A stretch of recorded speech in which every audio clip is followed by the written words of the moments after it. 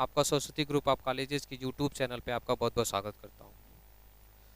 आज के इस वीडियो में हम लोग डिस्कस करेंगे व्यावसायिक संप्रेषण की प्रकृति एवं विशेषता, nature and characteristics of business communication.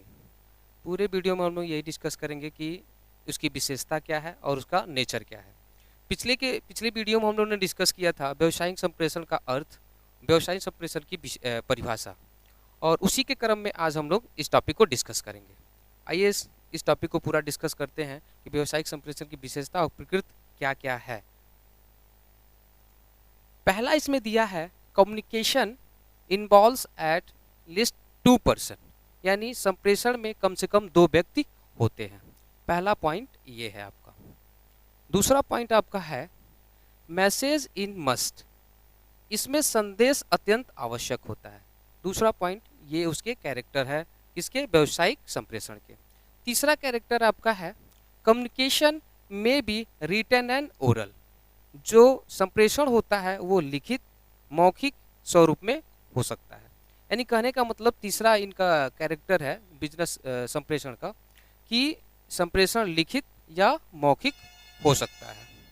चौथा है आपका communication is a 2 way process, यानी संप्रेषण क्या होता है, द्विमार्गी प्रक्रिया होती है। चौथा कैरेक्टर ये है आपका।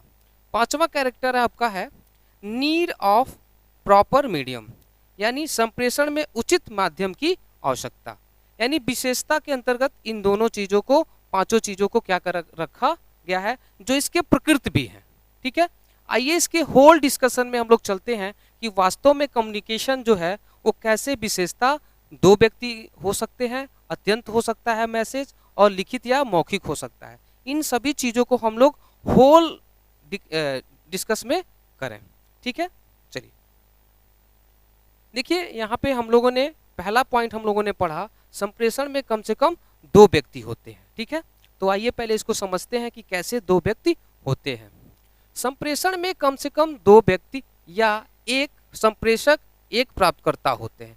यानी संप्रेषण में क्या होते हैं, 2 व्यक्ति होते हैं। पहला व्यक्ति मान लीजिए ये हो गया और दूसरा व्यक्ति मान लीजिए बी हो गया। ठीक है, ए वाला बी को कोई संदेश भेजता है तो ए को हम क्या कहते हैं, सेंडर कहते हैं।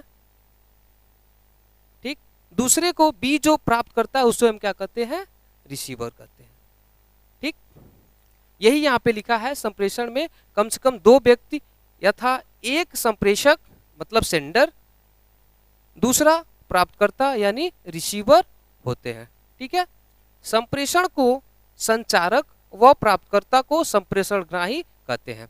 यानी जो संप्रेषक करने वाला व्यक्ति है उसको हम संचारक कहते हैं, दूसरा जो प्राप्त करने वाला मैसेज है उसको हम संप्रेषणग्राही कहते हैं। ठीक है, जो व्यक्ति बोलता है, लिखता है या दिशा निर्देश देता है वह संप्रेषक, और जो व्यक्ति इन संदेशों को सुनता है, प्राप्त करता है, उसे संप्रेषणग्राही कहा जाता है। जो ऊपर कहा गया है उसी का नीचे विस्तृत में रूप में व्याख्या की गई है। यानी कहने का मतलब ये है किसी भी संप्रेषण में व्यक्तियों की संख्या कम से कम 1 हो सकती है, एक बोलने वाला, दूसरा उसको प्राप्त करने वाला जो मैसेज बोल रहा है। देखिए इसमें चित्र के माध्यम से भी इसमें बताया गया है कि देखिए ये मैसेज प्राप्त कर रहा है, ये रिसीव कर रहा है, ये मैसेज इसको बोल रहा है, ये इसको प्राप्त कर रहा है। यानी कुल मिलाजुला के संप्रेषण में व्यक्तियों की संख्या कम से कम 2 होती है, तभी संप्रेषण की प्रक्रिया को हम क्या कर सकते हैं, आगे बढ़ा सकते हैं। ये इसकी बहुत बड़ी विशेषता है। ठीक है, आई होप आपको समझ में आ गया होगा। नेक्स्ट क्या है आपका, इसमें संदेश अत्यंत आवश्यक होता है। किसी भी संप्रेषण में संदेश की महत्ता अपने आप में बहुत महत्वपूर्ण स्थान रखता है। अगर मैसेज नहीं है, संदेश नहीं है, तो वो संप्रेषण क्या होता है, अर्थविहीन होता है। इसीलिए संदेश का होना अत्यंत आवश्यक होता है। चलिए इसको समझते हैं। संप्रेषण में संदेश एक महत्वपूर्ण तत्व है, यानी जो कम्युनिकेशन हो रहा है उसमें क्या है, संदेश होना अपने आप में बहुत महत्वपूर्ण स्थान रखता है। क्या क्या संदेश हो सकते हैं, जैसे भाषण, दूसरा आदेश आर्डर, तीसरा निर्देश या सुझाव। ये सब क्या है, मैसेज का एक रूप है। एक संप्रेषण अनिवार्यतः कुछ संदेश देता है, यदि संदेश नहीं है तो संप्रेषण असंभव है। यानी कुल मिलाजुला के कहने का मतलब ये है कि संप्रेषण में संदेश होना अपने आप में महत्वपूर्ण स्थान रखता है। जो मैसेज जो होगा वो क्या हो सकता है, एक भाषण हो सकता है। कोई भी व्यक्ति अपनी बात करना चाहता है तो भाषण के माध्यम से कहना चाहता हो, या कोई व्यक्ति अपनी बात करना चाहता है तो आदेश के द्वारा किया जा सकता है। दूसरा, वो किसी व्यक्ति को निर्देश दे सकता है। तीसरा, किसी व्यक्ति को क्या कर सकता है, सुझाव दे सकता है। और जो जो भाषण सुनने वाला है, जो सुनने वाला है उसे हम क्या कहते हैं, प्राप्तकर्ता कहते हैं। जो आदेश को सुनने वाला है उसे हम प्राप्तकर्ता कहते हैं। जो निर्देश को सुनने वाला है उसे निर्देश प्राप्तकर्ता कहते हैं। जो सुझाव को सुनने वाला होता है उसे हम सुझाव प्राप्तकर्ता कहते हैं। इसीलिए संप्रेषण में मैसेज यानी संदेश का होना अत्यंत महत्वपूर्ण माना गया है, और इसीलिए कहा जाता है कि संप्रेषण में इसकी विशेषता अनिवार्य रूप से होती है। आई होप आपको ये समझ में आ गया होगा। देखिए यहाँ पे चित्रों के माध्यम से क्या हो रहा है, ये व्यक्ति क्या हो रहा है, कोई ना कोई मैसेज इनको एक दूसरे को क्या कर रहे हैं, सभी लोग क्या कर रहे हैं, ट्रांसफर कर रहे हैं। एटलीस्ट हमको ये पता चल रहा है कहीं ना कहीं इसमें विचारों का, निर्देशों का, सुझाव का क्या किया जा रहा है, महत्व को प्रदर्शित किया जा रहा है। इसीलिए किसी भी संप्रेषण में संदेश की महत्व अत्यंत आवश्यक होती है। ठीक है, नेक्स्ट है आपका संप्रेषण लिखित मौखिक स्वरूप में हो सकता है। संप्रेषण में इसकी एक बहुत बड़ी विशेषता है, जो संप्रेषण हो तो लिखित हो सकती है या वो मौखिक हो सकती है। यानी एक व्यक्ति जो है या तो अपनी बात बोल के कह सकता है, और दूसरा क्या कर सकता है, लिख के कह सकता है। संप्रेषण में इसकी यही बहुत बड़ी विशेषता है। आइए इसको पढ़ के समझते हैं।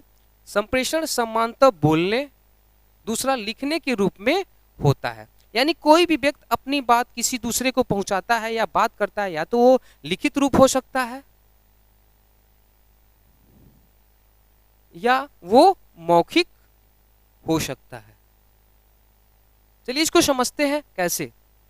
जैसे ए व्यक्ति है, ये इसके पास कोई सुझाव है, क्या है, इसके पास एक सुझाव है, और ये क्या कर रहा है, बी व्यक्ति को देना चाह रहा है। तो बी व्यक्ति क्या कर सकता है, ये सुझाव या तो बोलकर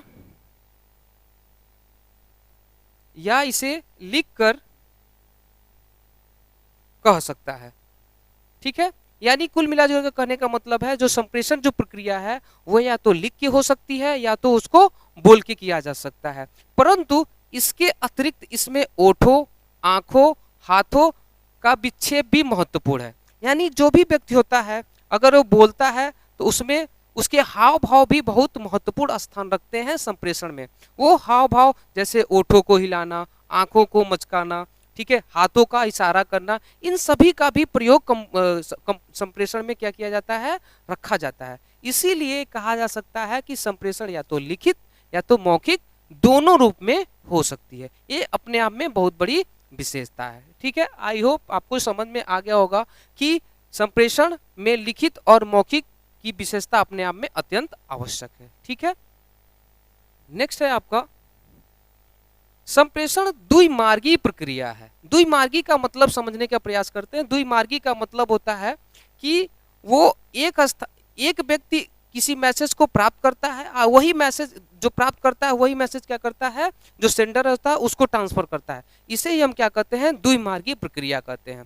जैसे ए कोई व्यक्ति है और बी कोई व्यक्ति है, ये हो गया सेंडर, कम से कम दो व्यक्ति हो गए, सेंडर हो गया, ये क्या हो गया, रिसीवर हो गया। क्या हो गया, रिसीवर हो गया।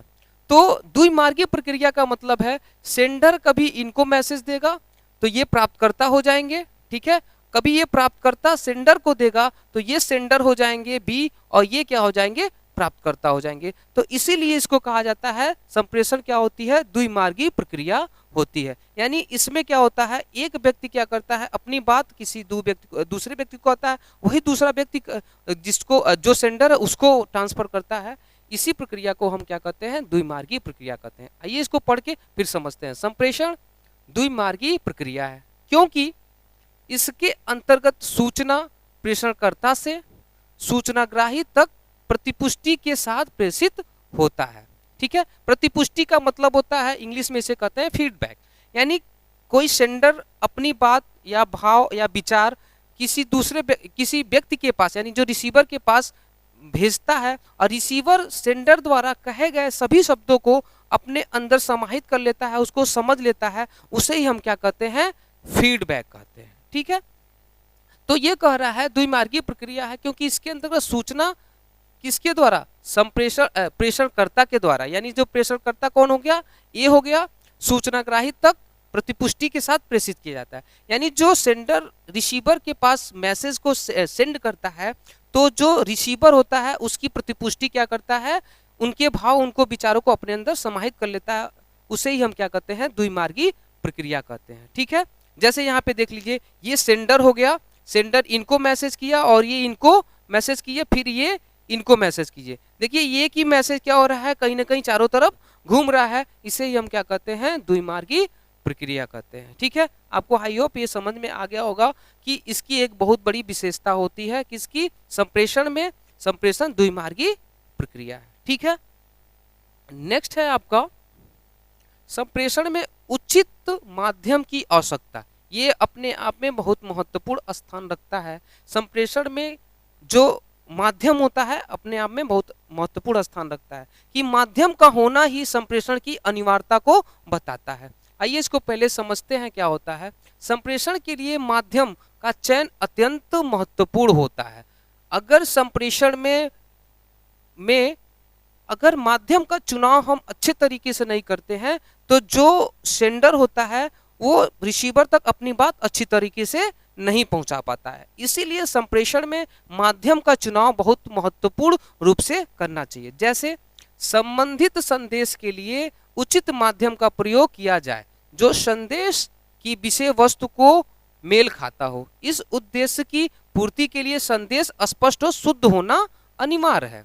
यानी अगर सेंडर द्वारा कोई बात रिसीवर तक पहुंचाई जाती है तो वो अगर माध्यम ही गलत रहेगा तो सेंडर द्वारा कही गई बात रिसीवर तक अच्छी तरीके से नहीं पहुंच पाती है। इसीलिए संप्रेषण में माध्यम की आवश्यकता अनिवार्य है और इसकी एक बहुत बड़ी विशेषता है। जैसे रेडियो, ये अपने आप में बहुत बड़ा महत्वपूर्ण स्थान रखता है सेंडर द्वारा रिसीवर तक माध्यम से पहुंचाने में।